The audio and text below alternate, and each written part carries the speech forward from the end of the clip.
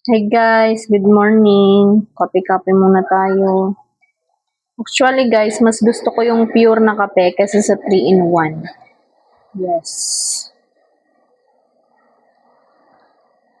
Sa probinsya kasi talaga ito na yung kinalakihan namin kape. Alam nyo ba noon, naabutan ko kasi yung lola ko.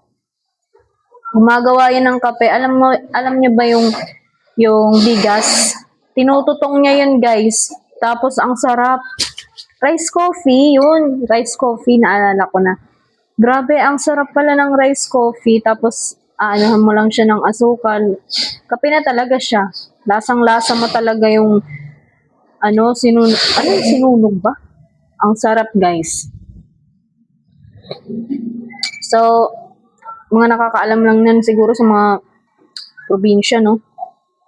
Mga matatanda, ganun. Bumili pala ang aking baby.